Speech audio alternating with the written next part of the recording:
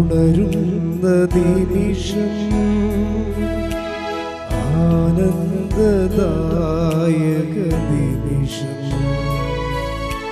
കണ്ണീർ തുടയ്ക്കാൻ മാറോടു ചേർക്കാൻ ഈശോയിലും നെള്ളും നിമിഷം ഇത് ആരാധനയുടെ നിമിഷം. സ്നേഹത്തോടെ ചേർന്ന് പാടാം.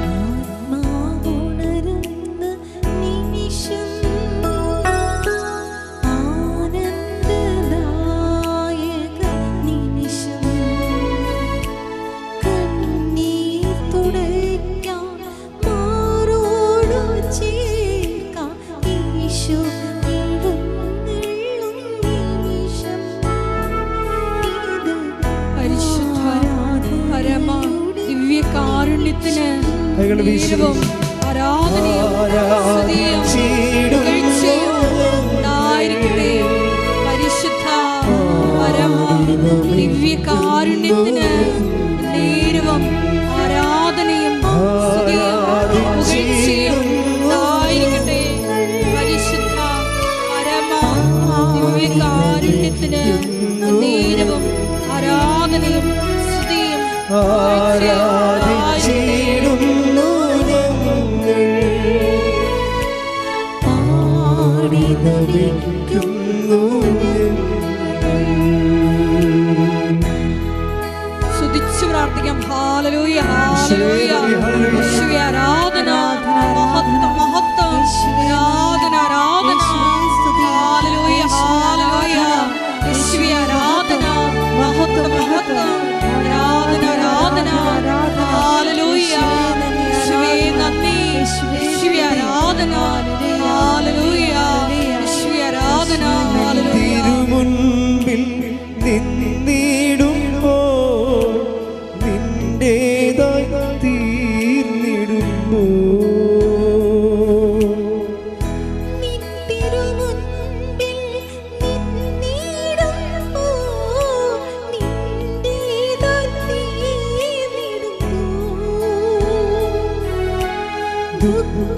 ദുഃഖങ്ങളില്ല ഭാരങ്ങളില്ല പ്രത്യാശയൊന്നു മാത്രം നാഥ ആനന്ദപൂരിതമാർഗ്ഗം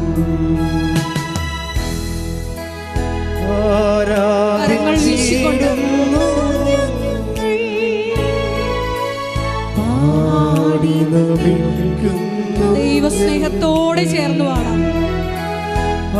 ആരാധിച്ചിടുന്നു ഞങ്ങൾ,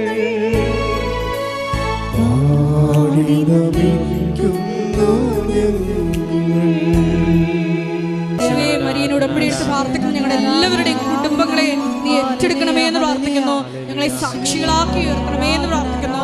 ഹല്ലേലൂയ. മഹത്വം മഹത്വം, ആരാധന ആരാധന. ഹല്ലേലൂയ. പാടി നമിക്കുന്നു ഞങ്ങൾ, ആരാധിച്ചിടുന്നു ഞങ്ങൾ,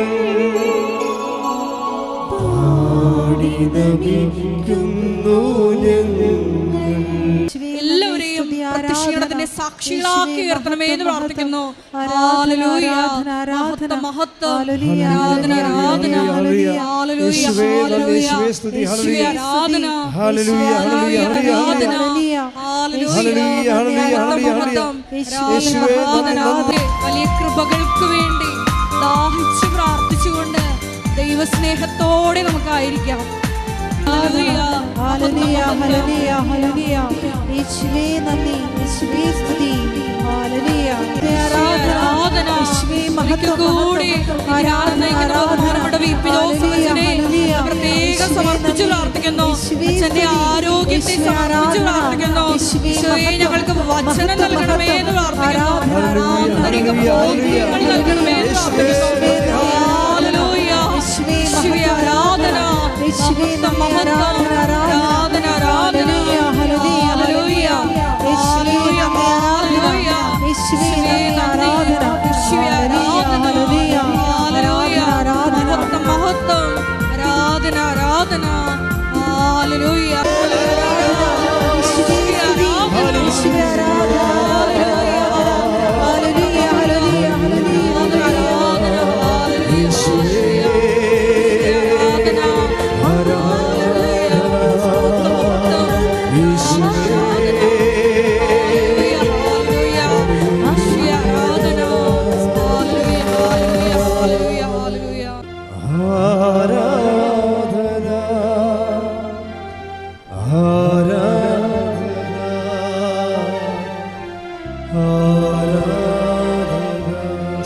എല്ലാവരും ചേർന്ന്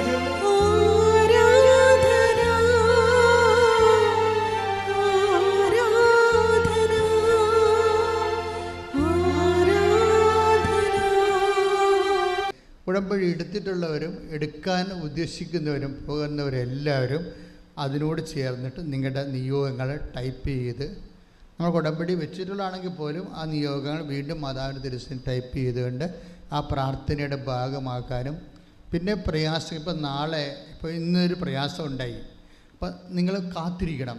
നാളെ ഉടമ്പടി 9:30 ലൈവാകും. ആ ലൈവിൽ ഞാനിത് മാതാവിനോട് നേരിട്ട് പറയും. അപ്പോൾ ആ പ്രാർത്ഥനയുടെ 10,000 അനുഗ്രഹിക്കപ്പെടുന്ന ആ പ്രാർത്ഥനയുടെ കൂടെ നിങ്ങളുടെ വിഷയം ഏറ്റെടുത്ത് നിങ്ങൾക്ക് പ്രാർത്ഥനയുടെ ലിങ്കിൽ ഒരു സുരക്ഷിതത്വം കിട്ടി ആ പ്രാർത്ഥനയുടെ ചൈതന്യത്തിൽ പോകാൻ പറ്റും. അപ്പോൾ അത് നിങ്ങൾ യൂസ് ചെയ്യണം. എനിക്ക് അറിയിപ്പായിട്ട് തൽക്കാലം ഇത്രയും നിങ്ങളോട് പറയാനുള്ളൂ. ബാക്കിയുള്ളത് ചെറിയ അറിയിപ്പുകളാണ്, അത് അവസാനം പറഞ്ഞോളാം. ഇപ്പോൾ എല്ലാവരും എഴുന്നേറ്റ് നിൽക്കുക. ഇപ്പോൾ നമ്മൾ പ്രൈസ് ആൻഡ് വർഷിപ്പിലേക്ക് പോവുകയാണ്. ഹല്ലേലൂയ. യേശുവേ നന്ദി, യേശുവേ ആരാധന. Hallelujah, hallelujah.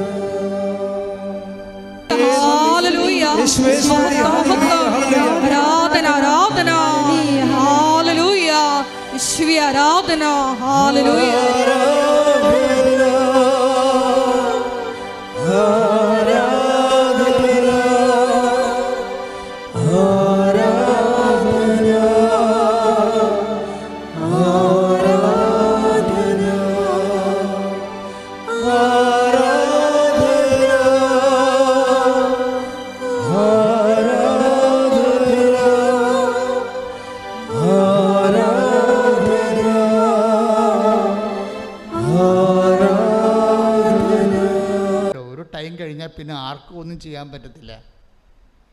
ഒരു ടൈം കഴിഞ്ഞാൽ ആർക്കും ഒന്നും ചെയ്യാൻ പറ്റത്തില്ല. അതെപ്പോഴും നമ്മൾ ഓർത്തേക്കണം. നിങ്ങൾ എത്ര അടുപ്പമുള്ളവരായാലും നമ്മളുടെ ഒരു സ്റ്റേജ് കഴിഞ്ഞാൽ പിന്നെ ആർക്കും നമ്മളെ സഹായിക്കാൻ പറ്റത്തില്ല. ഇതുപോലെ ഇപ്പോൾ ഹസ്ബൻഡ് മനസ്സിലായി ഒരു ഓപ്ഷനില്ല.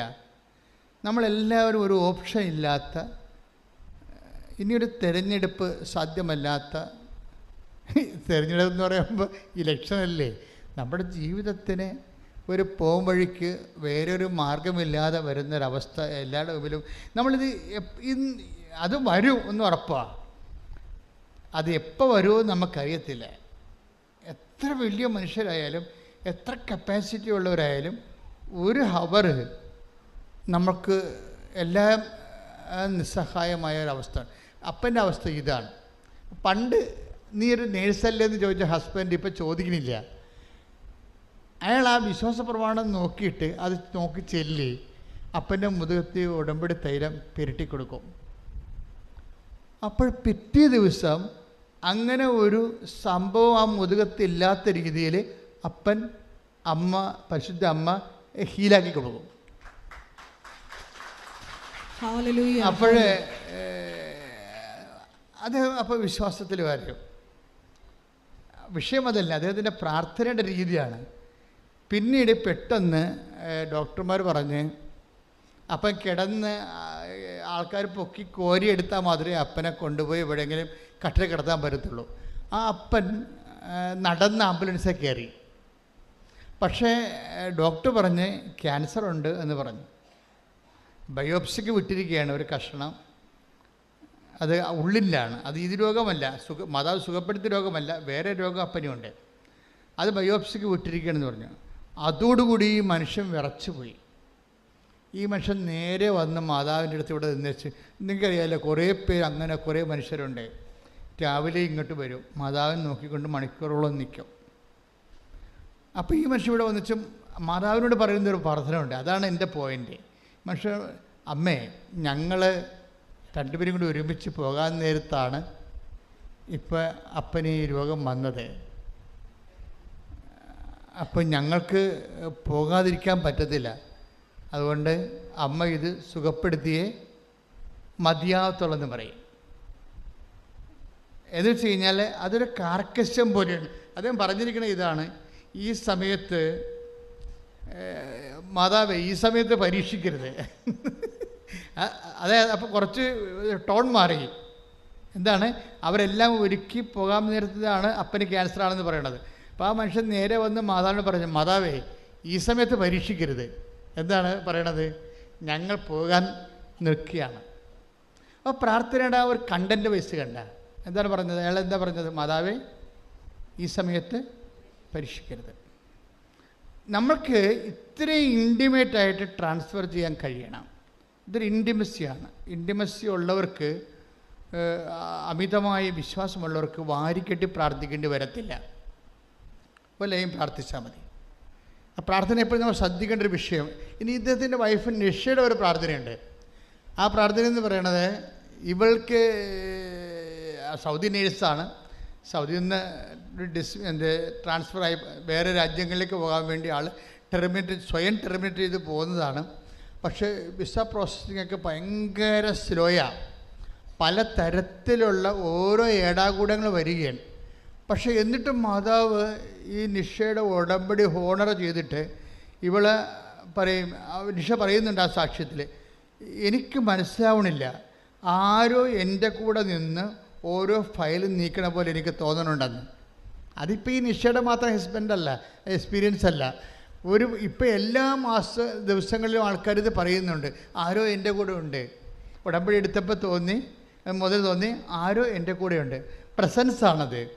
ഈ പ്രസൻസ് സെൻസ് ചെയ്യുന്ന ആൾക്കാർ, അതുകൊണ്ടാണ് ഞാൻ നിങ്ങളോട് വിശുദ്ധിയോടെ ജീവിക്കണം. ചുമ്മാ ഞാൻ പറയണ പോലെ പോലും കെയർലെസ് വർത്തമാനങ്ങൾ പറയരുത്. ഞാനിങ്ങനെ കെയർലെസ് വർത്തമാനങ്ങൾ പറയില്ല. ചില സമയത്ത് നാടൻ വർത്തമാനങ്ങൾ പറയത്തില്ലേ. അപ്പം അത് എൻ്റെ മനസ്സ് ഈശോയ്ക്ക് അറിയാവുന്ന കാരണം എനിക്ക് പ്രശ്നമില്ല. നിങ്ങൾ നാടൻ വർത്തമാനം കയറി പറയരുത്. കാര്യം നിങ്ങളത് പറയാത്ത ആൾക്കാരാണ്.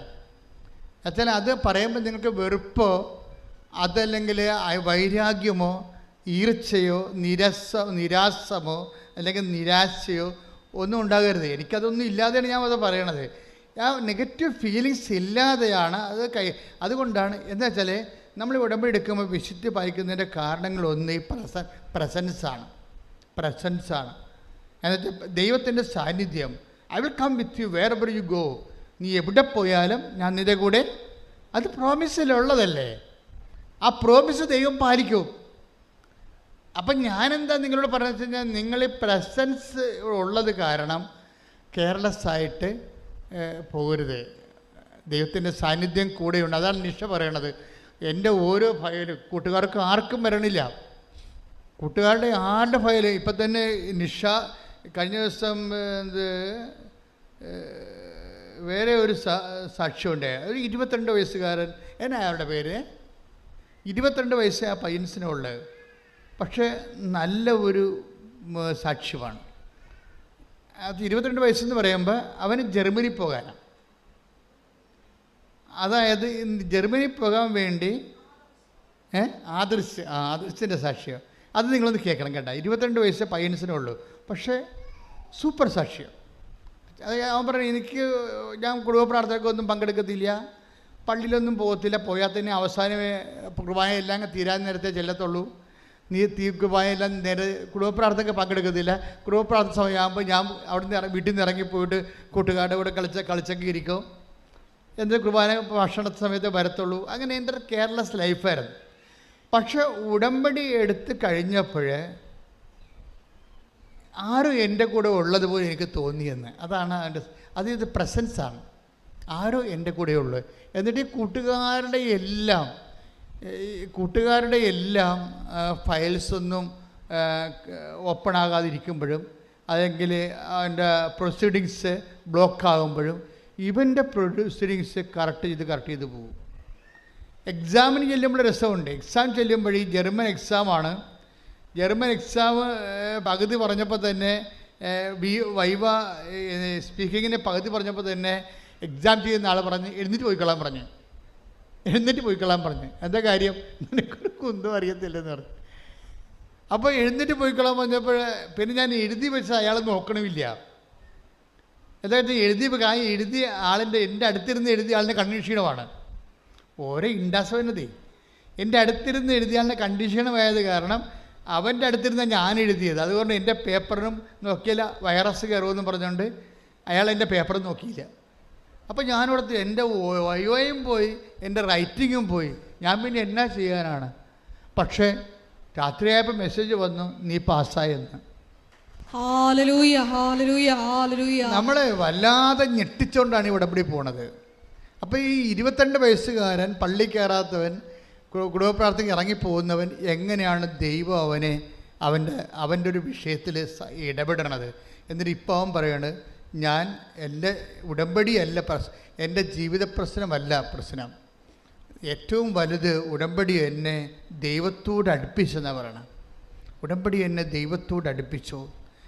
ഞാൻ എന്താ ഇപ്പം നിങ്ങളോട് പറയണമെന്ന് വെച്ച് കഴിഞ്ഞാൽ, നിങ്ങൾ കുറച്ചുകൂടി ദൈവത്തോട് അടുക്കണം. കാര്യം ഉടമ്പടിയുടെ കൊണ്ട് ഉദ്ദേശിക്കുന്നത് ജീവിത പ്രശ്നമാണെങ്കിൽ അത് പ്രശ്നത്തെ ബേസ് ചെയ്താണ് ഉടമ്പടിയിൽ നിങ്ങൾ ചരിക്കണമെങ്കിൽ അത് മാർക്ക് കുറയാൻ സാധ്യതയുണ്ട്. എൻ്റെ ഒരു നിർദ്ദേശം, ഒരു പ്രശ്നമില്ലാത്തപ്പോൾ മനുഷ്യനെ ഉടമ്പടി എടുക്കുമെന്നാണ്. ഉടമ്പടി എടുക്കാൻ വേണ്ടി പ്രശ്നം ഉണ്ടാകാൻ കാത്തിരിക്കരുത്. അച്ഛൻ പറഞ്ഞ മനസ്സിലായ? ഇത് വളരെ സീരിയസ് വിഷയമാണ്. ഉടമ്പടി എടുക്കാൻ വേണ്ടി പ്രശ്നം ഉണ്ടാകാൻ കാത്തിരിക്കരുത്. ഞങ്ങൾക്കൊരു പ്രശ്നമില്ല, ഞങ്ങൾ പിന്നെ എന്തിനാ ഉടമ്പടി എടുക്കണേ എന്ന് ചോദിക്കൂ. പ്രശ്നമുള്ളവരൊക്കെ പോയി എടുക്ക്, ഞങ്ങൾക്കൊരു പ്രശ്നമില്ലെന്ന് പറയും. പക്ഷെ പ്രോബ്ലം എന്ന് വെച്ച് കഴിഞ്ഞാൽ ഒരു പ്രശ്നവും ഇല്ലാത്തവരാണ് ഉടമ്പടി എടുക്കേണ്ടത് ആദ്യം. അതെന്താണെന്ന് ചോദിച്ചു കഴിഞ്ഞാൽ, പ്രശ്നം ഉണ്ടാകുമ്പോൾ ഇപ്പം നിഷ എന്താണ് അമ്മയോട് പറയണത്? അമ്മേ, നിഷയുടെ ഒരു പ്രാർത്ഥനയുണ്ട്. എന്താണ്? അമ്മേ, എന്നെ നീ ഇവിടം വരെ കൊണ്ടുവന്ന നീയാണ്, ഐ നോ ഇറ്റ്. ഇപ്പം ഞാൻ തകർന്നിരിക്കുകയാണ്, എൻ്റെ റിജക്റ്റാകാൻ പോകുന്നു, പണവും എൻ്റെ കയ്യിലില്ല, എന്നെ അവിടെ എത്തിക്കേണ്ട ചുമതല നിൻ്റെതാണ്. ഓ, എന്നാ രസമുള്ള പ്രാർത്ഥനയാണ്. എന്നെ ഇവിടം വരെ കൊണ്ടുവന്ന നീയാണ്, പക്ഷെ ഞാനിപ്പോൾ ഫ്ലോപ്പിലാണ്. ഇനി എന്നെ ഇവിടം വരെ കൊണ്ടുവന്ന നീയാണെങ്കിൽ എന്നെ എത്തേണ്ടടുത്ത് എത്തിക്കേണ്ട ചുമതല നിൻ്റെതാണ്. Praise the lord. സ്തുതിക്കട്ടെ. Hallelujah, hallelujah, hallelujah, hallelujah. എല്ലാവർക്കും ദൈവവുമായിട്ട് വ്യക്തിപരമായിട്ടൊരു ബന്ധമുണ്ടാകുവാൻ ഈ ആരാധനയിലൂടെ കൃപയാകണമേ. അപ്പോൾ ഈ പ്രാർത്ഥനയെല്ലാം വരുന്ന ഒരു ഇൻറ്റിമസി ഉണ്ട്. ഇതാണ് ഇതിൻ്റെ പ്രാർത്ഥനയുടെ ഇന്ധനം അല്ലെങ്കിൽ ടെഷർ എന്ന് പറയുന്നത്. ഇൻറ്റിമസി എന്ന് വെച്ചാൽ ആത്മബന്ധം. അതുകൊണ്ടാണ് ഞാൻ പറയണത്, ആ ഉടമ്പടിയുടെ ലക്ഷ്യം പ്രശ്നത്തെ പരിഹരിക്കുകയല്ല. അത് പ്രശ്നത്തെ ഈസിയായിട്ട് പരിഹരിക്കും, അതല്ല പ്രശ്നം. മുഖ്യ ലക്ഷ്യം, ഉടമ്പടിയുടെ ലക്ഷ്യം, ഇറ്റ് ഈസ് ബൈലാറ്ററൽ എഗ്രിമെൻറ്റ്. നീയും നിൻ്റെ ദൈവവും തമ്മിൽ ജീവിതത്തിൽ ഒരു കാഷ്വൽ റിലേഷനല്ല, വിശ്വാസ സംബന്ധമായ ഒരു റിലേഷൻസ് അല്ല ഉള്ളത്. ഒരു പെർട്ടിക്കുലർ ആൻഡ് പേഴ്സണൽ റിലേഷനാണ് ഉടമ്പടിയിൽ. ഒരു വിശിഷ്യ പെർട്ടിക്കുലറായിട്ടുള്ള വ്യക്തിപരമായ പേഴ്സണലായിട്ടുള്ള റിലേഷൻ്റെ ഏറ്റവും ഇന്ന് നിലവിലുള്ള നമുക്ക് ലഭ്യമായ ഏറ്റവും വലിയ പോംവഴിയാണ് ഉടമ്പടി. പ്രാർത്ഥിക്കുക, കർത്താവ് ദൈവമേ, മരിയൻ ഉടമ്പടി എന്നുള്ള മഹാദൈവാനുഭവത്തിന്റെ പുതിയ വാതിൽ മനുഷ്യ സമൂഹത്തിന് മുമ്പിൽ മറിയത്തിലൂടെ തുറന്നു വെച്ച പരിശുദ്ധാത്മാവേ, ഉടമ്പടി എടുത്തവരെയും എടുക്കാൻ പോകുന്നവരെയും ഈ നിമിഷം അനുഗ്രഹിക്കണമേ. അപ്പാ, സ്വർഗീയ പിതാവേ, പുത്രനായ ക്രിസ്തുവിന്റെ നാമത്തിൽ പ്രാർത്ഥിക്കുന്നു.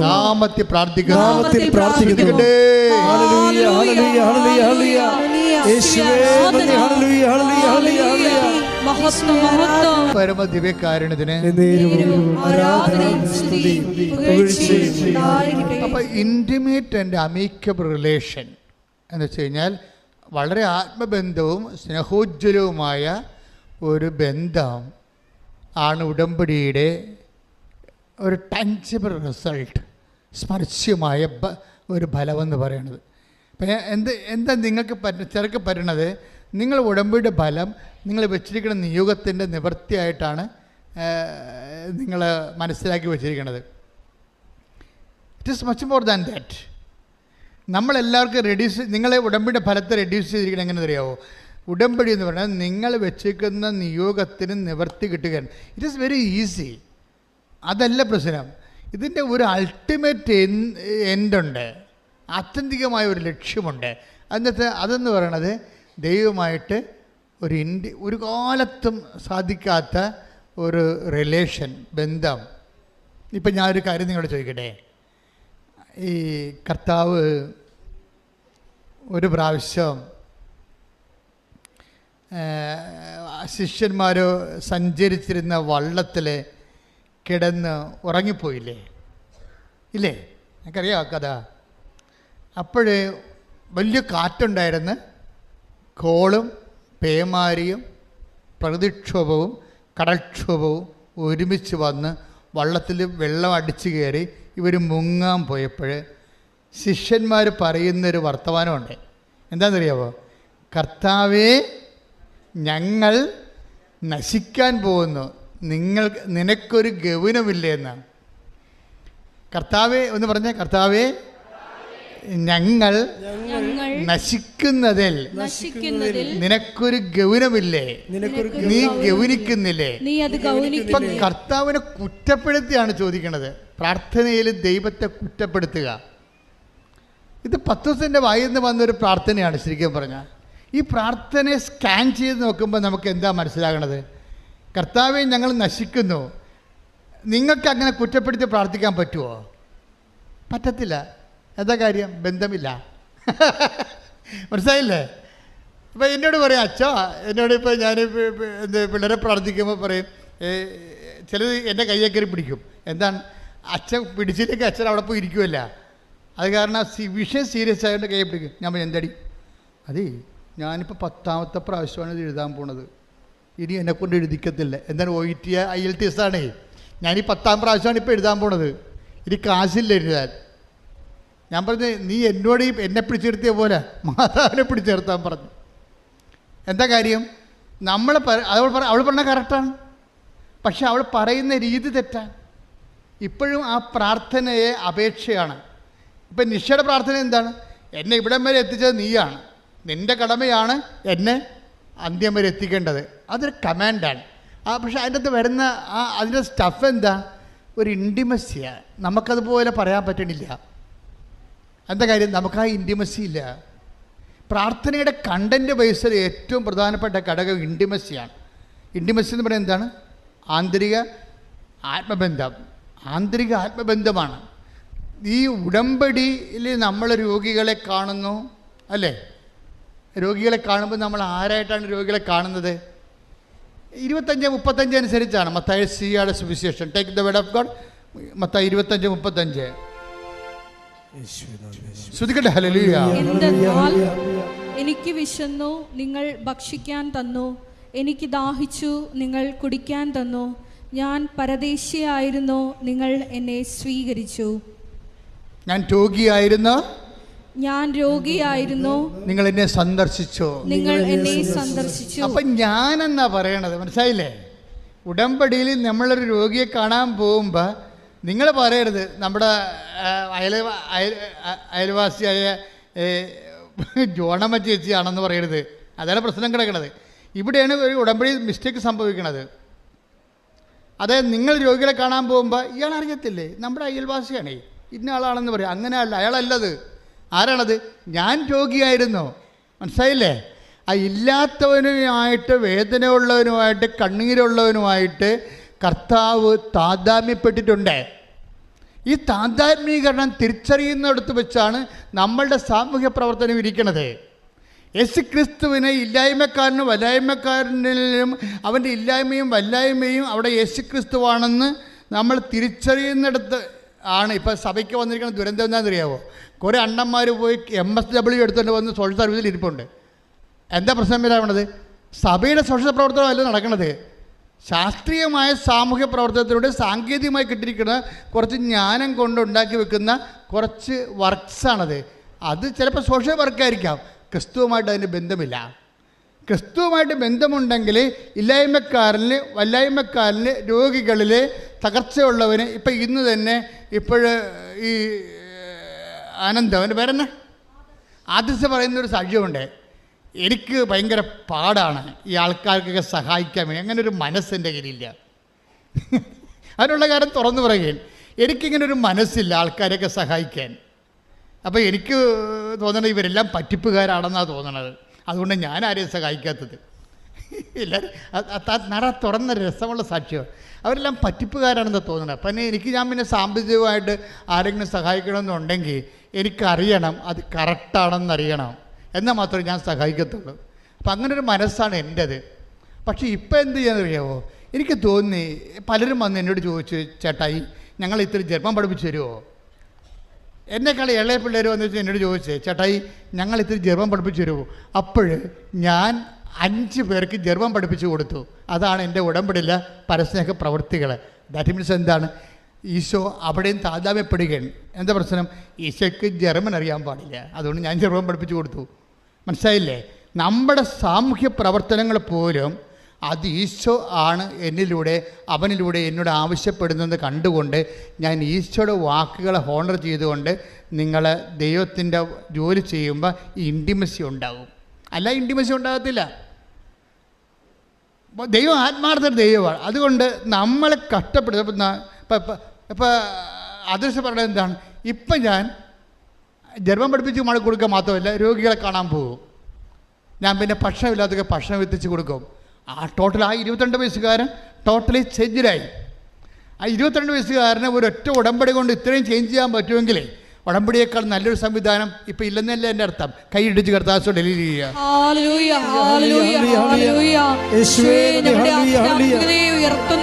ഉടമ്പടി എന്ന വലിയ പദ്ധതിക്ക് നന്ദി പറയുന്നു.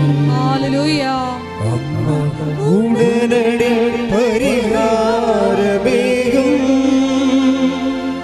ഉടമ്പടി പ്രാർത്ഥനയിൽ അമ്മ ഉടനടി പരിഹാരമേകും അവൻ പറയുന്നത് ചെയ്തിടുവിൻ ജീവിതം ധന്യമായി തീർന്നിടും. അവൻ പറയുന്നത് ചെയ്തിടുവിൻ ജീവിതം ധന്യമായി തീർന്നിടും. പരിശുദ്ധ പരമദിവ്യകാരുണ്യത്തിന് ആരാധനയും സ്തുതിയും പുകഴ്ചയും ഉണ്ടായിരിക്കട്ടെ. മർക്കോസ് 4:38 പോകാം. മർക്കോസ് 4:38. യേശു അമരത്ത് തലയണ വെച്ച് ഉറങ്ങുകയായിരുന്നു. ഏറ്റു പറഞ്ഞേ, യേശു അമരത്ത് തലയണ വെച്ച് ഉറങ്ങുകയായിരുന്നു. അവർ അവനെ വിളിച്ചുണർത്തി പറഞ്ഞു, ഗുരു ഞങ്ങൾ നശിക്കാൻ പോകുന്നു. നീ അത് ഗൗനിക്കുന്നില്ലേ? എന്താ പ്രശ്നം? നീ അത് ഗൗനിക്കുന്നില്ലേ? ഞങ്ങൾ നശിക്കാൻ പോകുന്നു. ഇത് ഒരു ആധികാരികമായിട്ടുള്ള ഒരു പ്രാർത്ഥനയാണ്. അതായത് അവർക്ക് വേറൊരു ഓപ്ഷനില്ല. കർത്താവാണേ കിടന്ന് ഉറങ്ങുകയും ചെയ്യുന്ന നമ്മുടെ ജീവിതത്തിൽ സംഭവിക്കാൻ സാധ്യതയുള്ളതാണ്. ഇങ്ങനെ ദൈവത്തിൻ്റെ ഉത്തരം കിട്ടാതിരിക്കുകയും പ്രശ്നങ്ങൾ നമ്മളെ വേട്ടയാടുകയും ചെയ്യുന്ന സമയത്ത് ഇൻറ്റിമസിയാണ് വേണ്ടത്. മനസ്സിലായില്ലേ? അല്ലാതെ നിങ്ങളുടെ സാധാരണ ഫങ്ഷണൽ പ്രെയറിന് വർക്കൗട്ട് ചെയ്യത്തില്ല. സാധാരണ ഫങ്ഷൻ പ്രെയർ കൊണ്ട് ഈ സമയത്ത് സ്വർഗസ്ഥനായ പിതാവാണല്ല പ്രാർത്ഥന, അല്ല, അതിൻ്റെ അപ്പുറത്തൊരു പ്രാർത്ഥനയുണ്ട്. അത് നീ തന്നെ സ്വർഗസ്ഥനായ പിതാവ് നീ രചിച്ച പ്രാർത്ഥനയാണ്. ഇപ്പം നിഷ രചിച്ച പ്രാർത്ഥനയില്ലേ, നിഷയുടെ ഹസ്ബൻഡ് രചിച്ച പ്രാർത്ഥനയില്ലേ? എന്താണ്? മാതാവേ, ഈ സമയത്ത് പ്രലോഭനം കൊണ്ട് വന്നാൽ ഞങ്ങൾ പെട്ടുപോകും, അതുകൊണ്ട് അമ്മ ഈ വിഷയത്തിൽ ഇടപെടണം. ദാറ്റ് മീൻസ് അതാണ് അത് സ്വന്തം, അത് സാങ്കേതിക പ്രാർത്ഥനയെക്കാളും വലിയ പ്രാർത്ഥനയാണ് പേഴ്സണൽ പ്രാർത്ഥന എന്ന് പറയുന്നത്.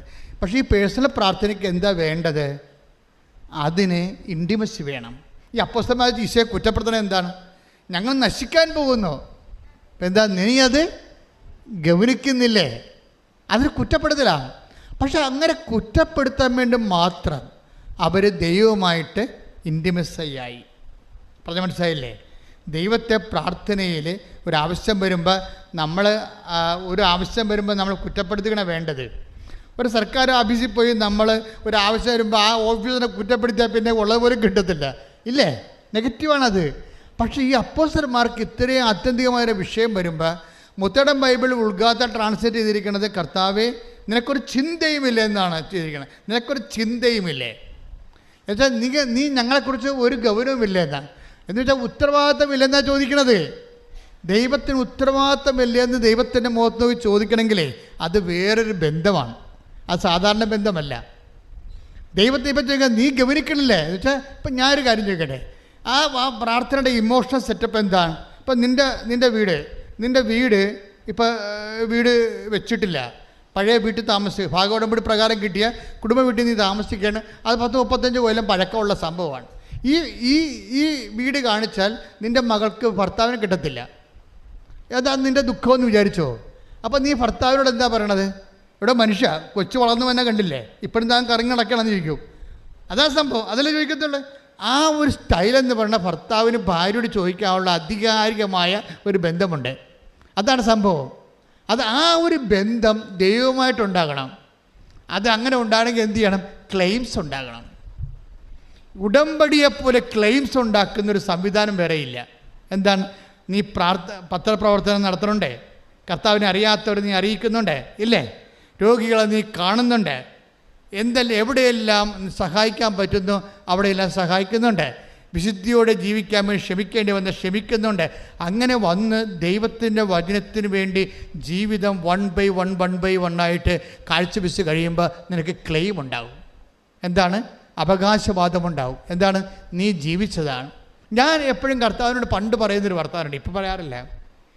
എന്താ വെച്ചാൽ ഞാൻ എപ്പോഴും എൻ്റെ കയ്യിൽ വരുന്ന ആൾ എൻ്റെ കൈപ്പിടി കൊതുകുകളെന്ന് തോന്നിക്കഴിഞ്ഞാൽ ഞാൻ ഉടനെ കർത്താവിനോട് പറയുന്ന ഒരു വാക്കാണ്, കർത്താവ് 4 വയസ്സ് മുതൽ എൻ്റെ അപ്പൻ നീയാണ് ദൈവമെന്ന് എന്നെ കാണിച്ച കാലം മുതൽ ഇന്ന് വരെ 60 കൊല്ലത്തോളം ജീവിക്കുമ്പോൾ ഞാൻ ഇന്ന് വരെ നീയല്ലാതെ വേറെ ഒരു ദൈവത്തിൻ്റെ മുമ്പിൽ ഞാൻ എൻ്റെ തല കുനിച്ചിട്ടില്ല. It's over, clear.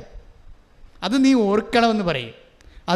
അത് ക്രെഡിബിലിറ്റിയാണ്. Claim and credibility. നമ്മൾ ജീവിച്ച വിശ്വാസത്തിൻ്റെ ഒരു ക്രെഡിബിലിറ്റി ഉണ്ട്, അത് നമുക്ക് നൽകിയിട്ടുള്ള ഒരു ക്ലെയിമുണ്ട്, അവകാശവാദമുണ്ട്. ഇൻറ്റിമസി വരണത് ഈ അവകാശവാദത്തിൽ നിന്നാണ് വരണത്. അതിൽ നിനക്ക് ഡിപ്പോസിറ്റ് ഉണ്ടാകണം ദൈവതിരുസന്നിധിയിൽ. ഉടമ്പടി നിന്നെ നല്ല നിക്ഷേപമുള്ള നല്ല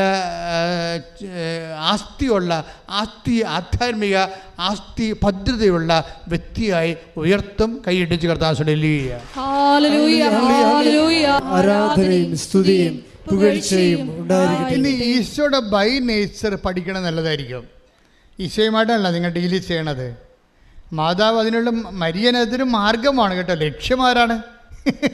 ക്രിസ്തുവാണ്. അപ്പോൾ ഈശോയുമായിട്ട് ഡീൽ ചെയ്യണമെങ്കിൽ ഈശോയുടെ സ്പെഷ്യൽ നേച്ചർ നമ്മൾ പഠിക്കിട്ടിരിക്കണം. അത് ഇതുപോലെ ഉത്തരം തരാത്ത നേച്ചർ, ഉത്തരം തരുന്ന നേച്ചറല്ല. ഉത്തരം തരുന്ന നേച്ചറുണ്ട് ഈശോയുടെ ഉള്ളിൽ, പ്രകൃതിയിൽ, പ്രകൃതത്തിൽ, സ്വഭാവത്തിൽ. ഫ്ലാറ്റായിട്ട് ഉത്തരം കൊടുക്കാത്ത സ്വഭാവമുണ്ട്. അത് നമ്മൾ അറിയണം. പ്രത്യേകിച്ച് നിർണായകമായ സമയത്ത് ഉത്തരം തരത്തില്ല. അതറിയണമെന്നുണ്ടെങ്കിൽ മർക്കോസിൻ്റെ 6:48 വായിച്ച്. മർക്കോസ് 6:48 ശ്രുതികട ഹല്ലേലൂയ ഹല്ലേലൂയ ഹല്ലേലൂയ യേശുവേ നന്ദി ഹല്ലേലൂയ. മർക്കോസ് 6:48 അവർ വഞ്ചി തുഴഞ്ഞ് അവശരായി എന്ന് അവൻ മനസ്സിലാക്കി. ഒന്ന് പറഞ്ഞേ, അവർ വഞ്ചി തുഴഞ്ഞ് അവശരായി. തീർന്നില്ലേ? ഇപ്പം 3 പുതുക്കി അവശരായ ആൾക്കാരുണ്ട്. ഉടമ്പടി 3 പുതുക്കിയിട്ട് ഉടമ്പടി അവിടെ, അതായത് 3 പുതുക്കണ പേപ്പർ കാണിക്കുമ്പോൾ തന്നെ അവിടെ നിന്ന് ചീട്ട് തരും. കാരണം നിങ്ങളുടെ കാര്യം പറയുമ്പോൾ നിങ്ങളുടെ വിഷയം അത്ര സീരിയസ് അല്ലെങ്കിൽ പോലും അവർ ചീട്ട് തരും. എന്താ കാര്യം? 3 പുതുക്കിയിട്ട് കുറേ കാര്യം നടന്നു കാണുവേ. അപ്പം നടക്കാത്ത ചില കാര്യങ്ങളുണ്ടെങ്കിൽ അവിടെ നിങ്ങളുടെ ആ ഉടമ്പടി ഗ്രേഡ് നമ്മളല്ലേ ഇവിടെ നിന്ന് ഇഷ്യൂ ചെയ്തിരിക്കണത്. അപ്പം നമ്മൾ തന്നെ അത് ഹോണർ ചെയ്തില്ല, പറ്റത്തില്ലല്ലോ. അതുകൊണ്ട് ആ 3 പുതുക്കുകയാണെന്ന് കണ്ടുകാണെങ്കിൽ ആ ചീട്ട് തരും. ചില വീട് വരുമ്പോൾ വലിയ കാര്യങ്ങളൊന്നും ഉണ്ടാകത്തില്ല, എന്നാൽ തന്നെയും ചില വിഷയം സീരിയസ് ആയിരിക്കും. അപ്പോൾ ഇങ്ങനെ സീരിയസ് ആകുമ്പോൾ ഈ പറഞ്ഞ വഞ്ചി തുഴഞ്ഞ് നമ്മുടെ ജീവിതം അവരെന്താ പറഞ്ഞത്? എന്തായിരിക്കുന്നത്? അവരെ മർക്കോസ് 6:48 അവർ വഞ്ചി തുഴഞ്ഞ് അവശരായി എന്ന് അവൻ മനസ്സിലാക്കി. Price the Lord. ആരാ മനസ്സിലാക്കിയത്? ഇപ്പം മനസ്സിലാകാതിരിക്കുന്ന അവസ്ഥ ഒന്നും ഇല്ല. മനസ്സിലായില്ലേ? ഒന്ന് പറഞ്ഞേ, അവർ വഞ്ചി തുഴഞ്ഞ് അവശരായെന്ന് അവൻ മനസ്സിലാക്കി. അപ്പം നിങ്ങളെ പരീക്ഷ എഴുതി അവശരായെന്ന് അവൻ മനസ്സിലാക്കി. അവൻ മനസ്സിലാക്കുന്നുണ്ട് നിൻ്റെ അവശത. നിനക്ക് ജപ്തി നടപടിയായിട്ട് നീ അവശയായിട്ടിരിക്കുകയാണ്. നിനക്ക് ബാങ്കുകാർ പോലും സിവിൽ പോയിൻറ്റ്സ് ഇല്ലാത്ത കാരണം നിനക്ക് ലോൺ തരുന്നില്ലെന്ന് അവൻ മനസ്സിലാക്കി. നിൻ്റെ മകൾക്ക് 38 വയസ്സ് ഉണ്ടായിട്ട് കെട്ടാൻ പറ്റണില്ലെന്ന് അവൻ മനസ്സിലാക്കി. നിൻ്റെ മകൾക്ക് 19 വയസ്സ് കല്യാണം കഴിഞ്ഞ് 19 കൊല്ലമായിട്ട് മക്കളില്ലെന്നും നീ ഈ കാര്യത്തിൽ പ്രാർത്ഥിച്ച അവസ്ഥയാണെന്നും അവൻ മനസ്സിലാക്കി. കൈയിടിച്ച് കിടത്താൻ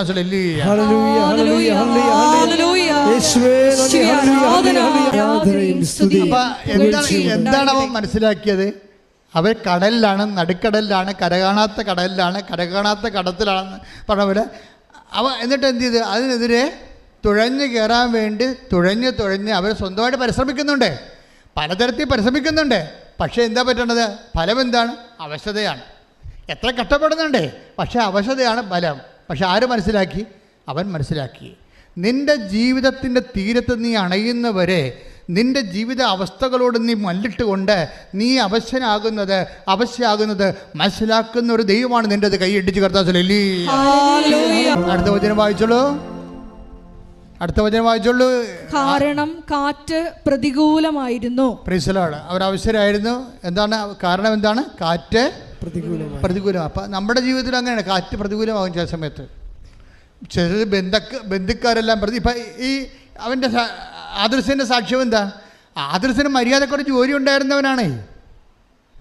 മര്യാദക്കൊരു ജോലി ഉണ്ടായിരുന്നതാണ്, അത്യാവശ്യം ശമ്പളം കിട്ടുമായിരുന്നു. അപ്പം അവനാണ് തലയിൽ ജർമ്മൻ പഠിക്കണമെന്നും ജർമ്മനിയിൽ പോകണമെന്ന് തോന്നിയത്. അപ്പോൾ ആ ശമ്പളം ഉണ്ടായിരുന്ന ജോലി, നാട്ടിൽ വലിയ കുഴപ്പമില്ല ജീവിക്കാൻ പറ്റിയ ജോലി ഉണ്ടായിരുന്ന രാജിവെച്ചപ്പോൾ എന്ത് പറ്റി? ബന്ധുക്കൾ, സ്വന്തപ്പെട്ട നാട്ടുകാർ പിന്നെ പൊട്ട, പോഴ, വിഡ്ഢി എന്നൊക്കെ വിളിച്ച് കാറ്റ് പ്രതികൂലമായിരുന്നു. അതാണ് കർത്താവിൻ്റെ വചനം. ഇപ്പം ചില സമയത്ത് നിങ്ങളുടെ ജീവിതത്തിൽ നിങ്ങൾ ചെയ്ത തെറ്റിനെ നിങ്ങൾ അവശരാകുമ്പോൾ നാട്ടുകാരും വീട്ടുകാരും നിങ്ങളെ പൊട്ട, പോഴ, വിഡ്ഢി എന്നൊക്കെ വിളിക്കും. അപ്പം നിങ്ങൾ അവശരാകുന്ന സമയത്ത് തന്നെ നിൻ്റെ സാഹചര്യവും നിൻ്റെ വീട്ടു സാഹചര്യവും നിനക്കെതിരാകും. എന്നിട്ടും തുഴയുന്നവനാണ് അവനിൽ വിശ്വസിക്കുന്നവൻ. കൈയടിച്ച് കർത്താവിലല്ലേ. അപ്പം കാറ്റ് പ്രതികൂലമായിരുന്നു. സാഹചര്യം, ബന്ധുക്കൾ, സ്വന്തപ്പെട്ടവർ, ഭർത്താവ്, ഭാര്യ, കുഞ്ഞുങ്ങൾ എല്ലാവരും ചില സമയത്ത് പ്രതികൂലമാകും. അത് നമ്മുടെ ജീവിതത്തിൻ്റെ അവസ്ഥയാണ്. എങ്കിലും ഹി വെൻ്റ് ഓൺ, എന്നിട്ടും നമ്മൾ മുന്നോട്ട് പോകും. എന്താ കാരണം? അടുത്ത വചനം ഇതിനേക്കാൾ കഷ്ടമാണ്. അടുത്ത വചനം വായിച്ചേ. രാത്രിയുടെ 4-ാം യാമത്തിൽ. രാത്രിയുടെ 4-ാം യാമം. രാത്രിക്ക് എത്ര യാമം ഉണ്ടെന്ന് അറിയാമല്ലോ?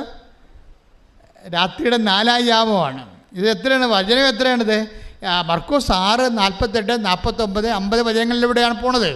ഇപ്പം എന്തൊക്കെ പ്രശ്നമുണ്ട്? കാറ്റ് പ്രതികൂലമായിരുന്നു. അപ്പോൾ എന്ത് സംഭവിച്ചു? രാത്രിയുടെ 4-ാം യാമം. ഉടമ്പടി 4-ാമത്തെ പ്രാവശ്യം പുതുക്കുമ്പോഴായിരിക്കും ചിലപ്പോൾ കർത്താവ് വരാൻ പോണത്. മനസ്സിലായില്ലേ? കാര്യം 1-ാം യാമം ഉണ്ട്, അത് 6 തൊട്ട് 9 മണി വരെയാണ്. ഉച്ച കഴിഞ്ഞ് വൈകുന്നേരം യഹൂദൻ്റെ കണക്കാണിത് ബൈബിളിലുള്ളത്. അത് 6 മണി തൊട്ട് രാത്രി 9 മണി വരെയാണ് 1-ാം യാമം. 9 to 12, 12 രാത്രി 2-ാം യാമം. 12 to 3 മണി, വെളുപ്പിന് 3 മണിയാണ് 3-ാം യാമം. 3 മണി തൊട്ട് 6 മണി വരെ നേരം വിളിക്കാനായി. 3 മണി തൊട്ട് 6 മണി വരെ. അപ്പം രാത്രിയുടെ 4-ാം യാമത്തിൽ ഓർക്കുക, കർത്താവിൻ്റെ സ്വഭാവം പഠിക്കുക. 1-ാം യാമത്തിൽ വന്നില്ലെങ്കിൽ വരികത്തില്ലെന്ന് ചിന്തിക്കരുത്, അത് അല്പക്രിസ്ത്യാനിയാണ്. 2-ാം യാമത്തിൽ അവന് ഉത്തരം തന്നില്ലെങ്കിൽ അവൻ വരത്തില്ലെന്ന് ചിന്തിക്കരുത്, അത് നീ അവിശ്വാസിയാണ്. 3-ാം യാമത്തിൽ അവൻ വന്നില്ലെങ്കിൽ നീ അവൻ വരത്തില്ലെന്ന് ചിന്തിക്കരുത്. അങ്ങനെ തന്നു കഴിഞ്ഞാൽ ദൈവം നിന്നെ മനുഷ്യനായിട്ട് പോലും കരുതത്തില്ല. എന്താ കാരണം? 4-ാം യാമത്തിലും അവൻ വരാൻ സാധ്യതയുണ്ട്. കാര്യം അവൻ നിനക്ക് വേണ്ടി വില കൊടുത്ത് നിന്നെ വീണ്ടെടുത്ത ദൈവമാണ്. ശ്രദ്ധിക്കട്ടെ. പരിശുദ്ധ പരമ ദിവ്യകാരുണ്യത്തിന് 48, 49, 50. അടുത്ത വചനം വായിച്ചേ. രാത്രിയുടെ 4-ാം യാമത്തിൽ അവൻ കടലിനു മീതെ നടന്ന് അവരുടെ അടുത്തെത്തി അവരെ കടന്നു പോകാൻ ഭാവിച്ചു. ഇതാണ് പ്രശ്നം. രാത്രി 4-ാം യാമത്തിൽ അവൻ നേരെ വന്ന് വള്ളത്തിൽ കയറിയതല്ല ചെയ്യുന്നത്. രാത്രി 4-ാം യാമത്തിൽ അവൻ കടലിൻ്റെ മീതെ നടന്നു വന്നു. നിന്റെ ദൈവം ഏത് കടലിൻ്റെ മീതെയും കാറ്റിൻ്റെ മീതെയും അവൻ നടന്നു വന്ന് നിന്റെ വീണ്ടെടുപ്പ് നടത്തും. ശ്രദ്ധിക്കട്ടെ. പരിശുദ്ധ പരമ ദിവ്യകാരുണ്യത്തിന്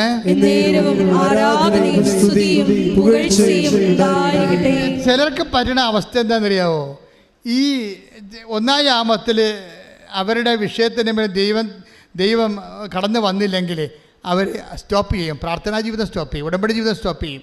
2-ാം യാമത്തിൽ വന്നില്ലെങ്കിൽ വേറെ കുറേ ആൾക്കാർ സ്റ്റോപ്പ് ചെയ്യും. 3-ാം യാമത്തിൽ വന്നില്ലെങ്കിൽ അടുത്ത കുറേ ആൾക്കാർ സ്റ്റോപ്പ് ചെയ്യും. ഈ 4-ാം യാമക്കാരാണ് ദൈവത്തിൻ്റെ സ്വന്തം ആൾക്കാർ. ശ്രദ്ധിക്കട്ടെ. ഹല്ലേലൂയ.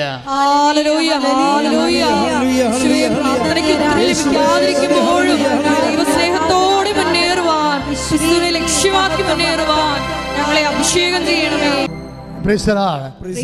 ഈ 4-ാം യാമത്ത് വരുന്ന ഈശോ എന്താ ചെയ്യണത്? ഇത്രയും 3 യാമങ്ങളും പ്രാർത്ഥിച്ച് കഷ്ടപ്പെട്ടും കരഞ്ഞും കൂവിയും ഈ മനുഷ്യൻ കാത്തിരിക്കുമ്പോൾ നേരെ വന്ന് വള്ളത്തെ കയറേണ്ടതല്ലേ ചെയ്യേണ്ടത്? കേണില്ല. എന്താ ചെയ്യണത്? അവരെ കടന്നു പോകാൻ ഭാവിച്ചു. ഈ കടന്നു പോകാൻ ഭാവിക്കുന്ന കർത്താവിനെ നിങ്ങൾ തിരിച്ചറിയണം. എന്തിനാണ് ഇങ്ങനെ കടന്നു പോകാൻ പ്രാർത്ഥിക്കണത്? അതായത് ഈ മനുഷ്യർ അവൻ്റെ റിസ്കിലും വിശ്വാസത്തിലും അവൻ്റെ പ്രത്യാശയത്തിലും ദൈവസ്നേഹത്തിലും ഈശോയെ ക്ഷണിക്കണം. ഈ ഭാവിക്കുന്ന കർത്താവിനെ നമ്മൾ സാധാരണ ക്ഷണം കൊണ്ട് ഒക്കത്തില്ലെന്ന് ഉറപ്പായി.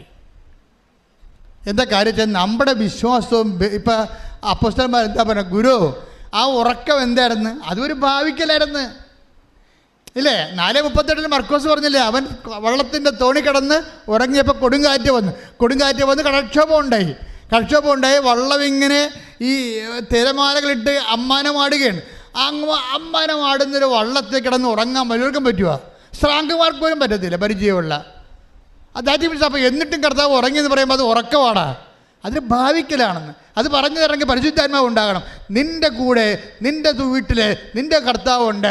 അവൻ ഉറക്കം ഭാവിക്കണമെങ്കിൽ ദൈവവേദലെ നിൻ്റെ ഭാഗത്തുനിന്ന് ഇൻറ്റിമേറ്റ് ആയിട്ടുള്ള ഒരു വിളി ഉണ്ടാകണം. എന്താണ്?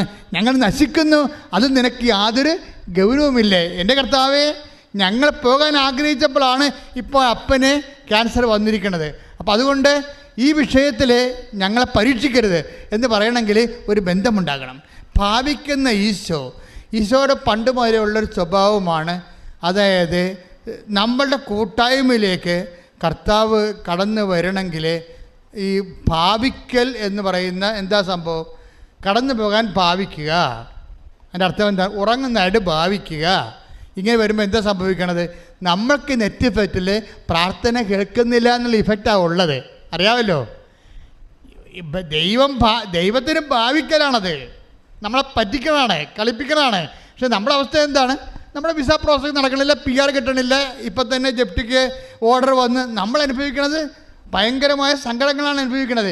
ഈ സങ്കട സമയത്തുള്ള ഭാവിക്കലിന് ദൈവത്തെ കക്ഷി ചേർക്കുന്നതിന് നിലവിലുള്ള നിൻ്റെ അശരം പുശാരം വിശ്വാസം പോരം നടത്താം, ആത്മബന്ധം ഉണ്ടാവണം നടത്താം. മനസ്സിലായില്ലേ? ഇതുകൊണ്ടാണ് ഉടമ്പടി ചെയ്യുമ്പോൾ അത് ഇത്തിരി മെനയായിട്ട് ചെയ്യണം. വൃത്തിയായിട്ട് ചെയ്യണം. ആക്കാനും വേണ്ടി ഓക്കാനിക്കണമെന്ന് അർത്ഥം. എൻ്റെ കർത്താവിന് വേണ്ടി ഞാൻ ഉടമ്പടി ചെയ്തു. അവൻ തന്നാലും തന്നില്ലേലും ഞാൻ കർത്താവിനോട് ഉടമ്പടിയായിട്ട് ജീവിക്കും. ശ്രദ്ധിക്കട്ടെ. Hallelujah, hallelujah, hallelujah. യേശുവേ, അടയാളങ്ങൾ കാണാത്തപ്പോഴും വിശ്വാസം പ്രഖ്യാപിച്ചുകൊണ്ട് ജീവിക്കുക. ഈ ആരാധനയിലൂടെ ഞങ്ങളെ അഭിഷേകം ചെയ്യണമേ. ആരാധനയും സ്തുതിയും പുകഴ്ചയും. അപ്പോൾ നിങ്ങൾ എന്നോട് ചോദിക്കും, എന്ത് ചോദിക്കും? അച്ഛാ, ഇത്രയും നാൾ കഷ്ടപ്പെട്ടതും വിശ്വസിച്ചതും പ്രാർത്ഥിച്ചതും വെറുതെയായോ? ഈ പ്രാർത്ഥനയും ഉടമ്പടി ഒന്നുമില്ലാത്ത ആൾക്കാരൊക്കെ എന്നെക്കാൾ മുമ്പേ ജോലി കിട്ടിയല്ലോ, അവർ കല്യാണം കഴിച്ചല്ലോ, അവർക്കെല്ലാം പിള്ളേരായല്ലോ, എനിക്ക് മാത്രം പിള്ളേരുമില്ല, കല്യാണമില്ല, വീടുമില്ല. അപ്പോൾ ഒരു കാര്യം നിങ്ങൾ മനസ്സിലാക്കണം. ഈ ജീവിതത്തിന് വേണ്ടി മാത്രമാണ് നിങ്ങൾ യേശുക്രിസ്തുവിൽ പ്രത്യാശ അർപ്പിച്ചെങ്കിലേ സകല മനുഷ്യരെക്കാൾ നിങ്ങൾ ഹതഭാഗ്യരാണ്. ഈ ജീവിതത്തിന് വേണ്ടി മാത്രമാണെങ്കിൽ നിങ്ങൾ കുട്ടിച്ചാത്തന സേവ ചെയ്താലും മതി.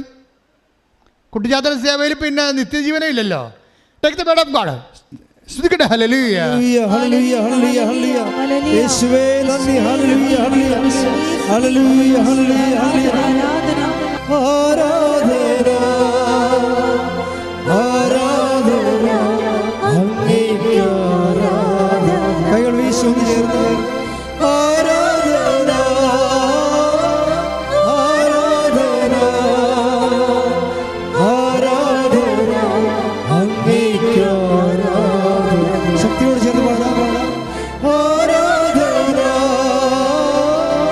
ആരാധന, 15:19.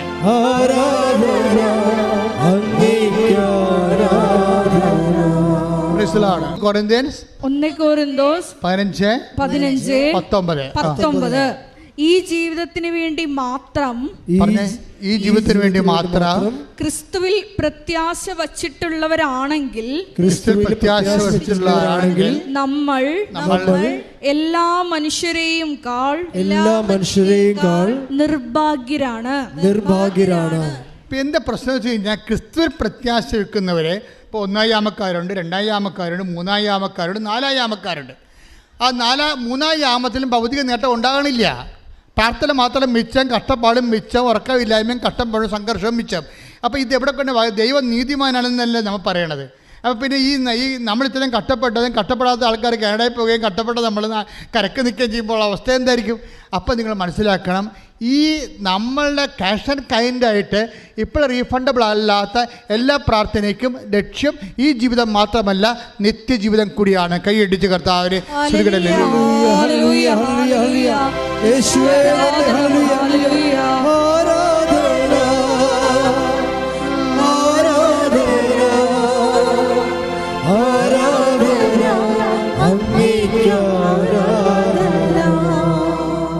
പരിശുദ്ധ പരമദിവ്യകാരുണ്യത്തിന്. അപ്പോൾ എന്താ പ്രോബ്ലം എന്ന് വെച്ച് കഴിഞ്ഞാൽ, ഒരു spiritual life when we lead with Jesus Christ we must have A minimum prudence. അത് കർത്താവിൻ്റെ ഒരു തീരുമാനമാണ്. ഒരു ആധ്യാത്മിക ജീവിതം നിങ്ങൾ യേശു ക്രിസ്തുവുമായിട്ടാണ് ഉരുക്കഴിക്കാൻ ഉദ്ദേശിക്കുന്നുണ്ടെങ്കിൽ നിങ്ങൾക്കൊരു മിനിമം വിവേകമുണ്ടാകണം. കർത്താവ് എന്താ പറഞ്ഞത്?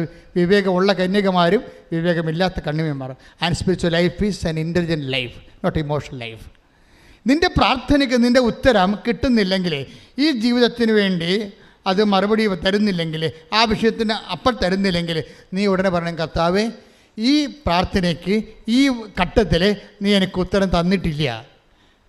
എൻ്റെ കടങ്ങൾ അങ്ങനെ നിൽക്കുന്നു, എൻ്റെ മകൾ വരുമാനമില്ലാതെ ജോലി വീട്ടിൽ നിൽക്കുന്നു, അവിടെ കല്യാണം ഒത്തുവരണില്ല, ഈ ഘട്ടത്തിൽ നീ എനിക്ക് ഉത്തരം തന്നില്ല, എനിക്ക് പരാതിയില്ല, എനിക്ക് പരിഭവമില്ല. എന്താ കാര്യം?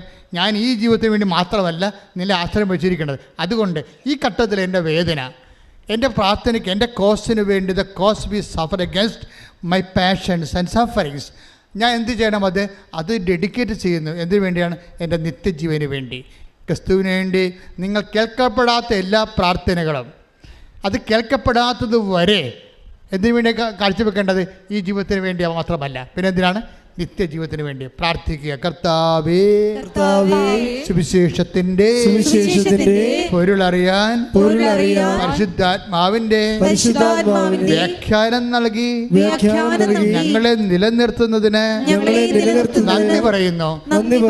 ഇന്നുവരെ ഞാൻ ക്ലേശിക്കുന്ന പ്രാർത്ഥനയ്ക്ക് ഉത്തരം കിട്ടാത്ത ഓരോ വിഷയങ്ങളുള്ള വിശ്വാസമായി, നിന്നിലുള്ള പ്രത്യാശയായി, സർവോപരി ദൈവ സ്നേഹമായി ഞാൻ കാഴ്ചവെക്കുന്ന നിന്നോടൊത്തുള്ള എന്റെ നിത്യജീവിതത്തിനായി, നിന്നോടൊത്തുള്ള എന്റെ നിത്യജീവിതത്തിനായി ശ്രദ്ധിക്കട്ടെ.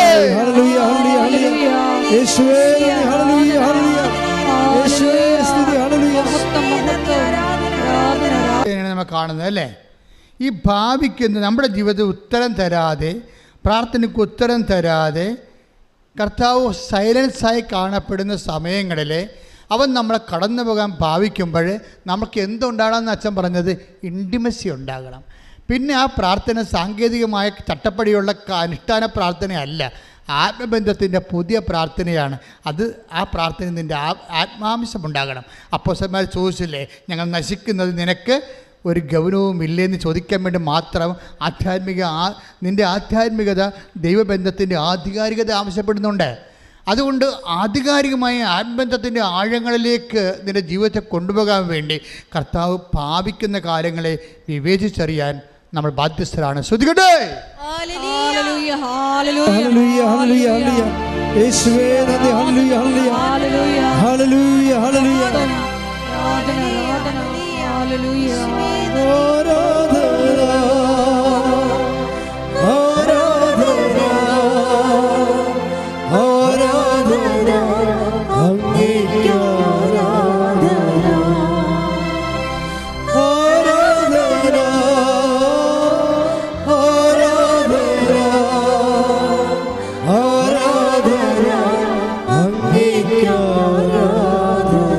പരിശുദ്ധ പരമ ദിവ്യകാരുണ്യത്തിന്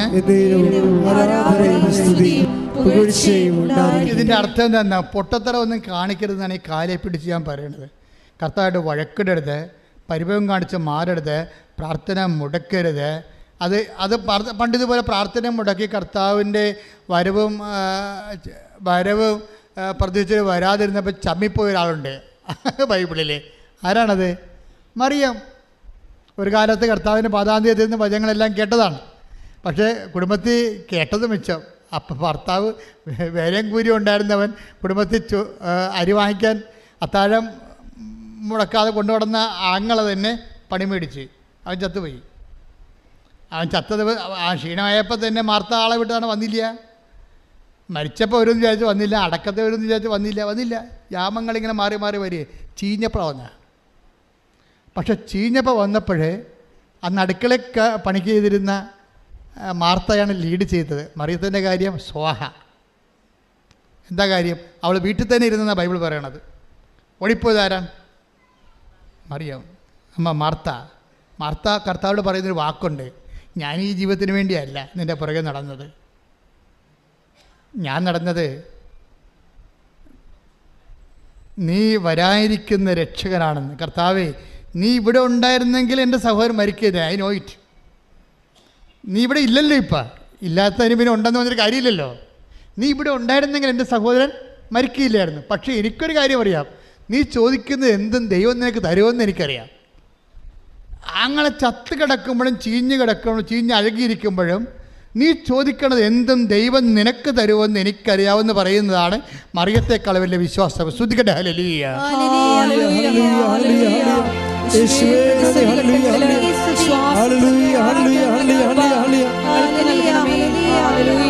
അവളോട്, ആ മാർത്തായോട് ഈശോ പറയുന്നൊരു ഉത്തരമുണ്ട്. എന്താ പറയണത്? നിന്റെ സഹോദരൻ ഉയർത്തെഴുന്നേൽക്കും. അപ്പോഴതിനും തിരിച്ച് മാർത്ത പറയുന്ന ഉത്തരവുണ്ട്. എന്താണ്?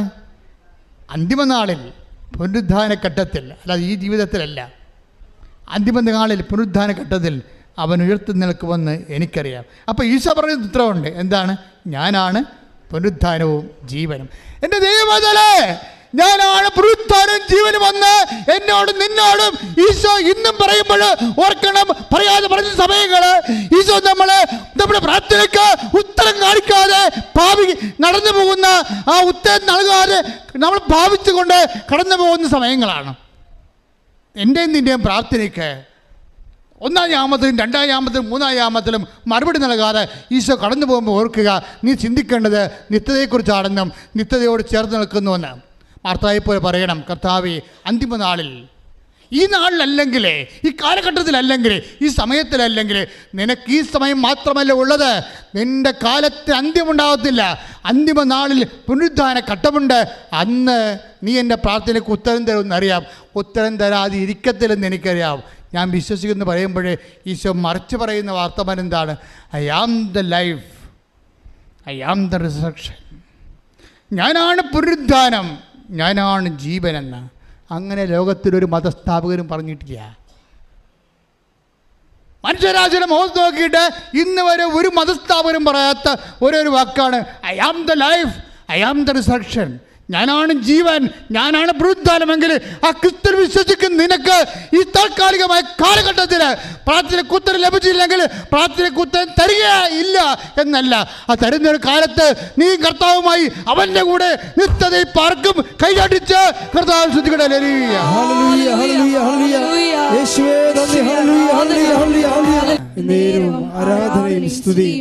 അപ്പോൾ നിങ്ങൾ എന്നോട് ചോദിക്കും, ഈ നാലാം യാമത്തിലാണ് കർത്താവ് വരണമെങ്കിൽ ഈ നിത്യത മാത്രമേ കിട്ടത്തുള്ളൂ എന്ന്. അല്ല, അവൻ പുഷ്പം പോലെ ലാസം ഉയർപ്പിച്ച് മാർത്തായ്ക്കും മേരകത്തിനും കൊടുക്കും.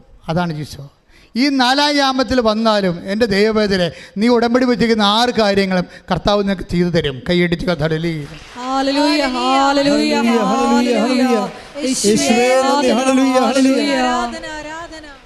പരിശുദ്ധ പരമദിവ്യകാരുണ്യത്തിന് എന്നിലൂടെ കർത്താവ് ഇത്രേ പറഞ്ഞിട്ടുള്ളൂ. കർത്താവിൻ്റെ ഒരു ഹിഡൻ ആയിട്ടുള്ള ഒരു ബിഹേവിയറാണ് എങ്ങനെ കടന്നു പോകാൻ ഭാവിക്കണത്. നമുക്ക് വേണമെങ്കിൽ 24 വായിക്കാം. 24 വായിച്ചോളൂ. ലൂക്ക 24:28. ശ്രുതികട്ടെ. ഹല്ലേലൂയ.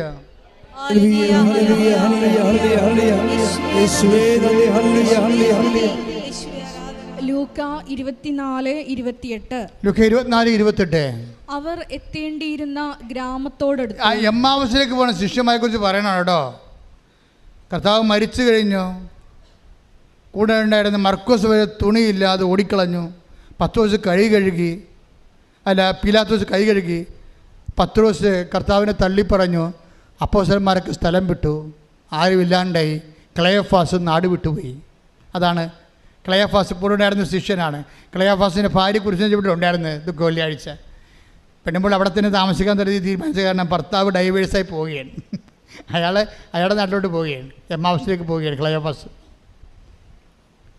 അങ്ങനെ പോകുന്ന ക്ലയോഫാസ് ഭാര്യയുടെ അക്കൗണ്ടിൽ മാത്രമാണ് ഈ മനുഷ്യനെ തിരക്കി കർത്താവ് പോണത്. ഓർക്കുക ദൈവവേദലെ, നീയും ദൈവമായിട്ട് പിന്തിരിഞ്ഞ് പോയാലും ശരി, നിൻ്റെ വൈഫ് കർത്താവുമായിട്ട് ബന്ധമുണ്ടെങ്കിൽ കർത്താവ് നിന്നെ ഏറ്റെടുത്തിരിക്കും. ശ്രദ്ധിക്കട്ടെ.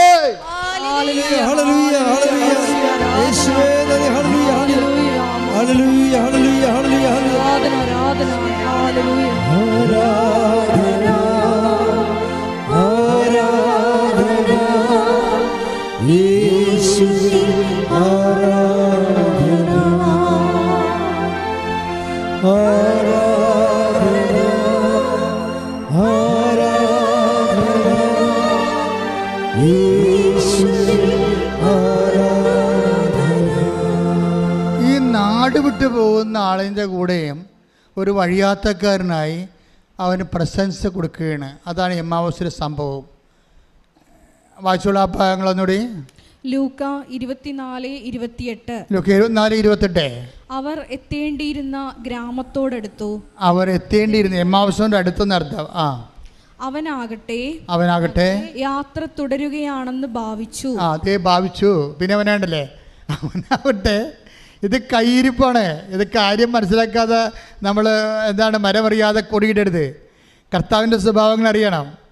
അതായത് അത് നിസ്സാര സമയത്തൊന്നുമല്ല ഭാവിക്കണത്. ഇത് കുരിശുമരണം കഴിഞ്ഞ് ഓരോരുത്തന്മാരെ കരിയുമ്പോൾ വിരകാൻ കയ്യിലെന്ന് പറഞ്ഞാൽ കയ്യിൽ പോലും ഇല്ലാത്തൊരു കാലമാണ്. എമാവൂസിലേക്ക് ശിഷ്യന്മാർ നാടുവിട്ട് പോവുകയാണ്. അത്രയും ക്ലേശമായ സമയത്തും കർത്താവ് ഭാവിച്ചെന്ന് എഴുതിയിരിക്കണത്. അവരെ കടന്നു പോകാൻ ഭാവിച്ചു. അപ്പം അവരെന്നാ പറയണമെന്ന് നോക്കിയേ, അവർ അവനെ നിർബന്ധിച്ചുകൊണ്ട് പറഞ്ഞു. നിർബന്ധിച്ചു. കണ്ട ഇവിടെ വിഷയം. അവിടെ സാധാരണ വിളിച്ച് കഴിഞ്ഞാൽ തോന്നിയിട്ട് കാര്യമില്ല, നിർബന്ധിക്കണോ? ഇൻറ്റിമസിയുടെ വിഷയം നിർബന്ധമാണ് അവിടെ വരുന്നത്. അവർ അവനെ നിർബന്ധിച്ചുകൊണ്ട്, അവനെ വിളിച്ചോ എന്നല്ല പറയണത്, നിർബന്ധിച്ചുകൊണ്ട്. നമ്മുടെ സൽപ്രവർത്തികളും നമ്മുടെ പ്രാർത്ഥനകളും നമ്മുടെ മറ്റെല്ലാ വിഷയങ്ങളും മാറ്റിവെച്ചുകൊണ്ട് ഉടമ്പടി സ്വയമായിട്ട് നിങ്ങളെന്താ ചെയ്യണമെന്ന് വെച്ചാൽ 90% കുടുംബകാര്യവും 10% ഉടമ്പടിയായിട്ട് പോയിട്ടാണ് കുഴപ്പമാകണത്. ദൈവത്തെ തോന്നിയിട്ടില്ല നിങ്ങൾ ഉടമ്പടി എടുത്തായിട്ട്, സേവ് ആയിട്ടില്ല. അതാ പ്രശ്നം. കമ്പ്യൂട്ടർ അടിച്ച് കയറുമ്പോൾ DTP ചെയ്യുമ്പോൾ പറയത്തില്ലേ, നമ്മൾ ചെന്ന് ഇപ്പോൾ DTP ചെയ്തിട്ട് നമ്മൾ ചെന്ന് ചോദിക്കുകയാണ്, അതിൻ്റെ കോപ്പി തരാൻ പറയുമ്പോൾ അയ്യോ സോറി അത് സേവ് ആയിട്ടില്ലെന്ന് പറയും. സേവ് ചെയ്യാൻ മറന്നുപോയി. അതുപോലെ നമ്മുടെ പ്രാർത്ഥന പലതും ദൈവത്തിൻ്റെ തിരുസേന സേവ് ആയിട്ടില്ല. ഉടമ്പടി പല ആൾക്കാരുടെയും സേവ് ആയിട്ടില്ല ദൈവത്തിൻ്റെ. എന്താ കാര്യം? ഉടമ്പടി 5% ഇൻവെസ്റ്റ് ചെയ്തിരിക്കുന്നത്. ബാക്കിയെല്ലാം പഴയതുപോലെ തന്നെ ജീവിക്കണം. നിൻ്റെ ജീവിതം, മറ്റേ കൂട്ടുകാരുടെ ജീവിതവും വീട്ടിലുള്ള കാര്യവും ഉടമ്പടി you are living as if you are not taking ഉടമ്പടി. നിങ്ങൾ ജീവിക്കണത് ഉടമ്പടി എടുത്തിട്ടേ ഇല്ലെന്ന് പറഞ്ഞാൽ ജീവിക്കണത്. അതുകൊണ്ടാണ് സേവ് ചെയ്യാത്തത്. അപ്പോൾ അവരൊന്ന് റീത്തിങ്ക് ചെയ്യണം, നല്ലതാണ്. ഉടമ്പടി എടുത്തിട്ടുള്ള ആൾക്കാർ, മിടുക്കന്മാരുടെ ആൾക്കാർ ഒത്തിരി യൂട്യൂബിൽ സാക്ഷ്യം പറഞ്ഞിട്ടുണ്ട്. അവരെങ്ങനെയാണ് ഉടമ്പടി ചെയ്തത്? അവർ ഓരോ നിമിഷവും they are beware of their covenant. അവർ ആ ഉടമ്പടിയെക്കുറിച്ച് അവർ വളരെ ആകുലചിത്തരും ശ്രദ്ധയുള്ളവരുമാണ്. അവർ 5 എന്തെല്ലാം പ്രശ്നം ഉണ്ടെന്ന് പറഞ്ഞാൽ നിങ്ങൾക്കറിയാവില്ല. നിങ്ങൾക്കൊരു ഉണർവുണ്ടെങ്കിൽ കർത്താവിനൊരു 9 ഉണർവുണ്ടാവും. നിങ്ങൾക്ക് ഒരു ഉണർവുണ്ടായാൽ കർത്താവിന് 9 ഉണർവുണ്ടാവും. കഴിഞ്ഞ ദിവസങ്ങളിൽ ഒരു മോളെ വയനാട്ടിൽ നിന്ന് കൃപാസനത്തിൽ വരികയാണ്. എന്തിനാണെന്ന് അറിയാവോ? അവളുടെ വിഷയം ഞാൻ മറന്നുപോയി, പക്ഷേ നല്ല സാക്ഷ്യമാണത്. വയനാട്ടിൽ നിന്ന് കൃപാസനത്തിൽ വന്നിരിക്കുന്നതിനാണ് ഇത്തിരി ഉപ്പ് കിട്ടാൻ വേണ്ടി വരികയെ. എന്തോ സ്ഥലപ്രശ്നം എന്തോ ഒക്കെയാണ്. അപ്പോൾ ഉപ്പ് കിട്ടാൻ വരികയെ. ഉപ്പ് ചോദിച്ച ആൾ കൊടുത്തില്ല. അതാ ഉപ്പ് കൂടെ അവർ ചോദിച്ച ആളെ കൊടുത്തില്ല. അതുകൊണ്ട് ഈ ഉപ്പ് എവിടെ നിന്ന് കിട്ടുമെന്ന് വിചാരിച്ചുകൊണ്ട് അവർ ഒറ്റക്ക് വന്നപ്പോൾ ആരും കൂടെ വരാനില്ല. പിന്നെ 10 വയസ്സുള്ള മകൾ ചേർത്തുകൊണ്ട് കോഴിക്കോട് ബസ് സ്റ്റാൻഡിൽ വന്നിട്ട് അവിടുന്ന് പിന്നീട് ട്രെയിനിന് വന്ന് അവിടുന്ന് പിന്നെ ട്രെയിനിന് വന്ന് മാരേക്കുളത്ത് ഇറങ്ങി ഒറ്റയ്ക്ക് ഇവിടെ വരികയാണ്. ഇതൊക്കെ ദൈവം കാണുന്നില്ലേ? അവൾ ഒറ്റക്കാണ് വരുന്നതെന്നൊക്കെ ദൈവം കാണുന്നില്ലേ? അവിടെ കൂട്ടാരിയില്ലെന്ന് കാണുന്നില്ലേ? അങ്ങനെ ഒറ്റക്ക് നീ ചെയ്യുമ്പോൾ അതെല്ലാം കാണുന്ന ഒരാളുണ്ട്. നിൻ്റെ സത്യസന്ധത, അത് അവളുടെ സാക്ഷ്യം നീ കേൾക്കണം. കഴിഞ്ഞ ആഴ്ചത്തെ ഏറ്റവും ടോപ്പ് സാക്ഷ്യം അതാണ്. ദൈവത്തിൻ്റെ സാന്നിധ്യം നേരിട്ട് അനുഭവിക്കുന്ന സാക്ഷ്യമാണ്. അപ്പം നമ്മൾ ചെയ്യുമ്പോൾ ഈ ഉടമ്പടി എടുക്കണ ആ ഒരാഴ്ചയല്ല, ആ എല്ലാ കാലഘട്ടത്തിലും ഞാൻ ദൈവമായിട്ട് ഉടമ്പടിയിലാണെന്നുള്ള ബോധ്യത്തിൽ നീ ജീവിക്കാൻ തുടങ്ങിയാൽ മറ്റുള്ളവരൊക്കെ തോന്നിവാസങ്ങൾ ഒത്തിരി പറയും. എടാ, നിങ്ങൾക്കൊരു കാര്യം അറിയാമല്ലോ, എൻ്റെ രൂപത്തിൽ അച്ഛന്മാർ ഇന്നും എന്നെ ക്രൂശിക്കുന്നവരുണ്ട്. ഇതിപ്പോൾ തുടങ്ങിയല്ല. ഞാൻ ഈ ശുശ്രൂഷ ഏറ്റെടുത്ത കാലം മുതൽ ഒരു പറ്റം ആൾക്കാരുടെ പുറകെ ഉണ്ട്. അതിപ്പോൾ പുറത്തുള്ളവരുണ്ട്, അകത്തുള്ളവരുണ്ട്. അച്ഛന്മാർ തന്നെ വീഡിയോ ഇറക്കുന്നുണ്ട്. എന്നിട്ടും എന്തുകൊണ്ടാണ് ഞാൻ ഈ ശുശ്രൂഷയോട് മുന്നോട്ട് പോണത്? ഞാൻ കണ്ടൊരാളുണ്ട്, അത് വേറെ ആരും കാണാത്ത ആളാണ്. എന്തുകൊണ്ടാണ് മാതാവിൻ്റെ പ്രത്യക്ഷീകരണം ഉണ്ടായത്? ചുമ്മാ ഉണ്ടായതാണ്? അല്ല, ഒരു ജീവിതമുണ്ട്, ജീവിച്ചു തീർത്ത, പട്ടം കിട്ടിയ കാലം പോലെ ഇന്ന് വരെ ജീവിച്ചു തീർത്ത ഒരു ജീവിതമുണ്ട്. അതുകൊണ്ട് എനിക്കറിയാം ആർക്കും പ്രതിരോധിക്കാൻ പറ്റത്തില്ല. എന്താ കാര്യം? സത്യത്തെ പ്രതിരോധിക്കാൻ ആർക്ക് കഴിയും? നുണയ്ക്ക് കഴിയാൻ പറ്റുമോ? എന്തെല്ലാം നുണപ്രചരണങ്ങൾ, എന്തുമാത്രം വീഡിയോകളൊക്കെ ഓരോ സ്ഥലത്തു നിന്നൊക്കെ കൃപാസനത്തിനെതിരെ വരുമ്പോഴും ഞാൻ ചിരിച്ച് തള്ളിക്കളയും. എന്താ കാരണം വെച്ച് കഴിഞ്ഞാൽ ഞാൻ എപ്പോഴും പറയും, എന്താ പ്രശ്നം? സാക്ഷ്യമാണ് സത്യം, അല്ലാതെ ആശയമല്ല. ഇത് inevitable defeat of the ideal by the real എന്ന് വെച്ചാൽ അർത്ഥം എന്താ? ഞാൻ എൻ്റെ മനസ്സിൽ കൊടുക്കുന്ന ജീവിതത്തിൻ്റെ തത്വമാണ്. എന്താണ്? Inevitable defeat of the ideal. എപ്പോഴായാലും അനിവാര്യമായിട്ട് ആശയങ്ങൾ തോൽക്കപ്പെടുകയും എന്തു ചെയ്യും? By the real. യാഥാർത്ഥ്യങ്ങൾ ആശയങ്ങളെ തോൽപ്പിക്കും. യാഥാർത്ഥ്യം എന്താണ്? യേശുക്രിസ്തു ഇന്നും ജീവിക്കുന്നു എന്നുള്ള ആദ്യ യാഥാർത്ഥ്യം. തെളിവെന്താണ്? ഓരോ മനുഷ്യൻ ഒറ്റ ദിവസം കൊണ്ട്, ഒറ്റ ആഴ്ച കൊണ്ട് അവൻ്റെ പാപങ്ങൾ ഉപേക്ഷിച്ചുകൊണ്ട്, അവൻ വിശുദ്ധീകരിക്കപ്പെട്ടുകൊണ്ട്, മനുഷ്യ സമൂഹത്തിന് വേണ്ടി പുനഃസമർപ്പണം ചെയ്തുകൊണ്ട് ദൈവനാമത്തെ അമഹത്വപ്പെടുന്ന സാക്ഷ്യത്തിൻ്റെ ഒരു ചരിത്രമാണ് കഴിഞ്ഞ 36 കൊല്ലത്തെ കൃപാസന ചരിത്രമെങ്കിൽ ആ ചരിത്രം പിന്നെ അപ്രതിരോധമായിട്ട് ആർക്കും തടുക്കാനാവാത്ത വിധത്തിൽ മുന്നോട്ട് കൊണ്ടുപോകുന്നത് ഞാനല്ല. എന്താണ്? എന്നെ വിളിച്ച ദൈവവും ആ ദൈവം അയച്ച പരിശുദ്ധ അമ്മയുമാണ്. കൈയടിച്ച് കർത്താവ് ഹല്ലേലൂയ.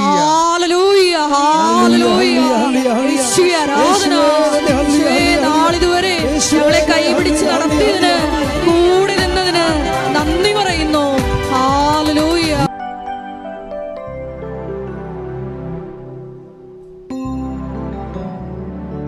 എൻ്റെ മക്കളെ, രോഗമുള്ളവരെ, ഇവിടെ തീർത്ഥാടനത്തിൽ നിൽക്കുന്നവർ, മാതാവിൻ്റെ മുമ്പിൽ നിൽക്കുന്നവരും ഓൺലൈനിൽ മാതാവിൻ്റെ മുമ്പിൽ നിൽക്കുന്നവരും രോഗമുള്ളിടത്ത് കൈകൾ വെക്കുക.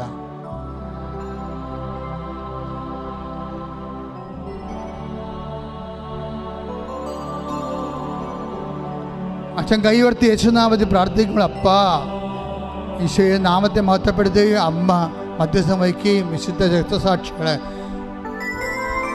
അതിനെ സന്ധിക്കുകയും ചെയ്യുന്ന സ്വർഗീയ നിമിഷങ്ങളിലേക്കാണ് നമ്മൾ പോകുന്നത്.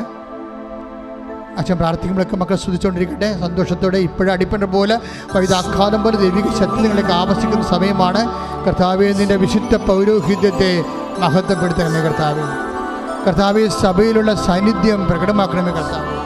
36 വർഷം അർപ്പിച്ച കുർബാനയുടെ യോഗ്യതയാൽ കൃപാസ്ഥാനത്താരയിൽ ജീവനോടെ പ്രത്യക്ഷപ്പെട്ട പരിശുദ്ധ അമ്മയുടെ മാധ്യസ്ഥത്തില് ഉച്ച മുതൽ ഉള്ളംകാല് വരെ ഓരോ കോശങ്ങളില്, ഓരോ ക്ലേശങ്ങളില്, ഓരോ സന്ധിബന്ധങ്ങളില്, മാംസപേശികളില്, രക്തഞരമ്പുകളില്, ശരീരകോശങ്ങളില്, രക്തധമനികളില്, യേശു ആന്തരിക അവയവങ്ങളില് യേശുവിന്റെ ഉന്നതമായ നാമത്തില് മാർഗരോഗങ്ങള് മാറിപ്പോകട്ടെ.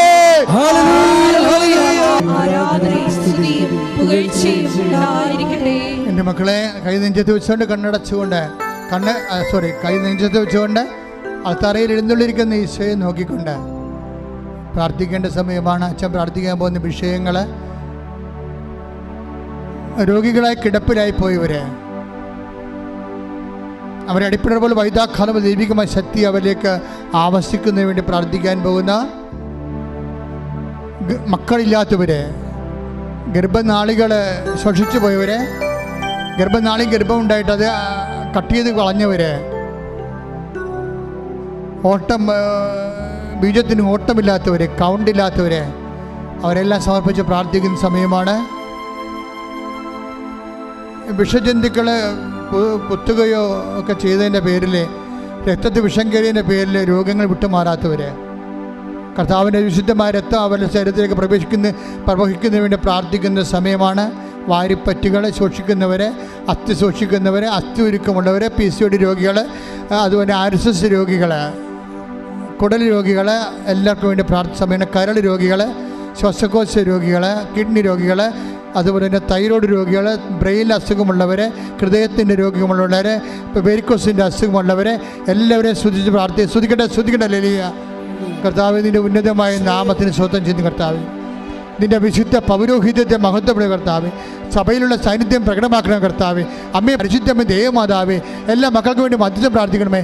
എൻ്റെ കർത്താവിൻ്റെ ഉന്നതമായ നാമത്തിൽ, സഭയുടെ അധികാരത്തിൽ, കുരിശിൻ്റെ അടയാളത്തിൽ, ദൈവശക്തിയാൽ മാരകരോഗങ്ങൾ, തീരാവ്യാധികൾ യേശുവിൻ്റെ നാമത്തിൽ മാറിപ്പോകട്ടെ.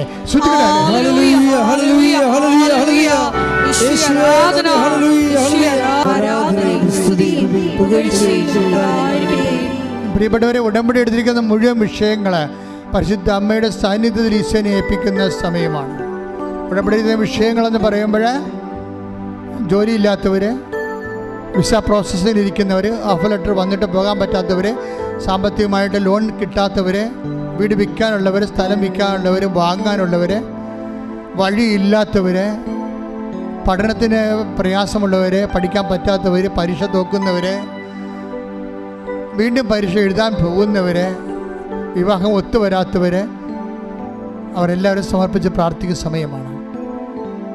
കർത്താവേ, അങ്ങയുടെ മക്കളെ ഇപ്പോഴ് കണ്ണീരോടെ ഓരോ വിഷയങ്ങൾ സമർപ്പിച്ചുകൊണ്ട് പ്രാർത്ഥിക്കുന്നു.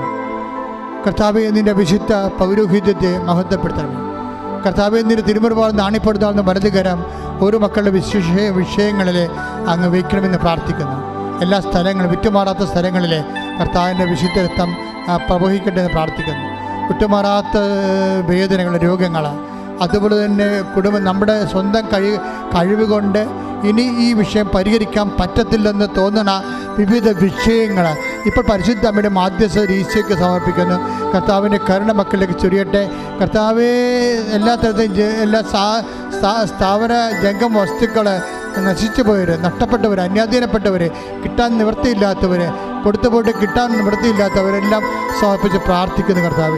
ദൈവത്തിൻ്റെ കരുണ മക്കളിലേക്ക് ആവശ്യിക്കട്ടെ. ജയിലിൽ പെട്ടുപോയവർ, കർത്താവ് അന്യരാജ്യങ്ങളിൽ പെട്ടുപോയവർ, കർത്താവ് മറ്റു രാജ്യങ്ങൾക്ക് വിസയും എടുത്തിട്ട് പോകാൻ പറ്റാത്തവർ, അതിന് പ്രോസസ്സ് നടക്കാത്തവർ, അതുകൊണ്ട് ബ്ലോക്ക് വന്നു പോയവർ, കർത്താവ് പല രാജ്യങ്ങളിൽ ഇന്ത്യക്കാർക്ക് പോകാൻ പറ്റാത്ത അവസ്ഥയിൽ നയതന്ത്രപരമായിട്ടുള്ള വിഷമങ്ങളുള്ള വിഷയങ്ങൾ അതെല്ലാം കർത്താവ് ഏറ്റെടുക്കുകയും രാജ്യങ്ങൾ തമ്മിൽ ധാരണയായിരിക്കാൻ, കർത്താവ് അതേവഴി യുദ്ധങ്ങൾ വരെ അവസാനിക്കാൻ പരിശുദ്ധ ദേവതാരെ മാധ്യസ്ഥത്തിൽ ദൈവത്തിൻ്റെ കരുണ ചൊരിയട്ടെ.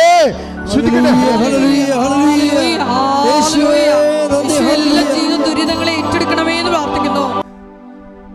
അങ്ങനെ ഒരു ഓർമ്മ എൻ്റെ മനസ്സിൽ ഈശോ തന്ന അവർക്ക് വേണ്ടി പ്രത്യേകം പ്രാർത്ഥിക്കണം. നിങ്ങളിപ്പോൾ തന്നെ അച്ഛനോട് അച്ഛൻ്റെ വിഷയം പറഞ്ഞിരുന്നെങ്കിൽ എന്ന് ആഗ്രഹിച്ചവരെ ഇപ്പോൾ ആ വിഷയം നേരിട്ട് ഈ ദിവ്യകാരുണ്യ തിരുസേനയിൽ സമർപ്പിക്കുക.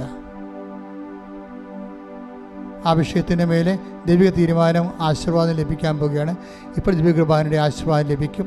2 മിനിറ്റ് നിങ്ങൾ അച്ഛൻ ഓർക്കാത്ത കാര്യങ്ങൾ, പറയാത്ത വിഷയങ്ങളുടെ മേലെ നിങ്ങൾ ഓർത്ത് ഇപ്പോൾ ഓൺലൈനിലായാലും ഇവിടെ ആയാലും പരിശുദ്ധ അമ്മയുടെ മധ്യസ്ഥത്തിന് ഈശോയ്ക്ക് സമർപ്പിക്കുക.